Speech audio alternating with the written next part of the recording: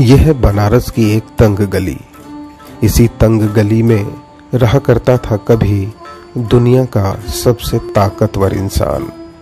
और इस इंसान की कहानी सुनाने का जिस शख्स ने हमें वादा किया था, हमारे यहाँ पहुँचने से पहले ही वह भी चिरनिद्रा में विलीन हो गया। ये है वर्तमान डोम राजा जगदीश चौधरी, जो पिछले लोकसभा चुनाव में प्रधानमंत्री नरेंद्र मोदी के प्रस्तावक भी थे। हमें उम्मीद नहीं थी कि ऐसा कुछ हो जाएगा। घर के अंदर पहुंचने पर हमें जो दृश्य दिखा वह बहुत कारुणिक था।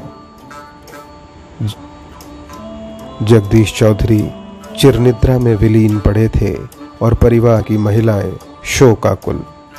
बावजूद इसके परिवार के सदस्यों ने हमारी मदद की और हमें ले गए उस अखाड़े तक जिसमें जगदीश चौधरी, उनके पिता, दादा और परदादा देवी चौधरी रियाज किया करते थे।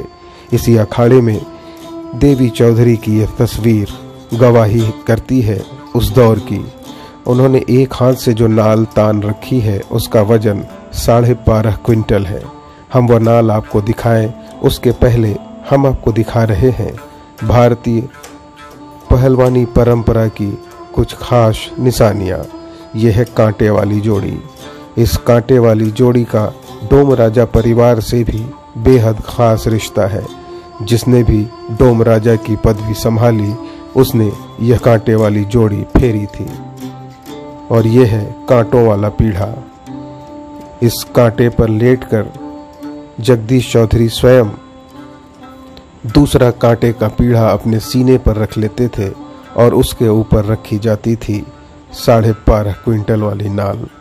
आइए हम आपको दिखाते हैं उन नालों को जिनकी कहानी अब भी बनारस की गलियों में गूंजा करती है। ये जो 6 नाल इस वक्त आपको दिख रही है उसमें बीच में सबसे ऊपर रखी है 12.5 क्विंटल की नाल और उसके नीचे है 30 क्विंटल की नाल, जिसे उनके परदादा देवी चौधरी दोनों हाथ से उठाकर तान दिया करते थे।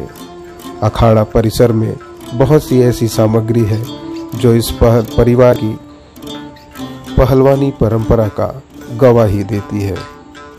ये है पत्थर की माला। जी हाँ, 80 किलोग्राम वजनी पत्थर की इस माला को गले में डालकर जगदीश चौधरी दंड बैठक किया करते थे।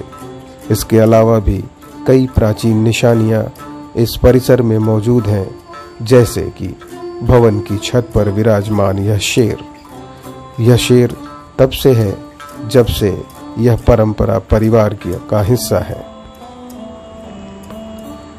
बेशक जगदीश चौधरी के निधन के बाद इस परिवार में शेर सी दहाड़ रखने वाला पहलवान अब कोई नहीं, मगर उनके बेटे 15 वर्षीय ओम हरि नारायण चौधरी से यह अपेक्षा की जा रही है कि वक्त आने पर वह भी इस जोड़ी को फेरेंगे।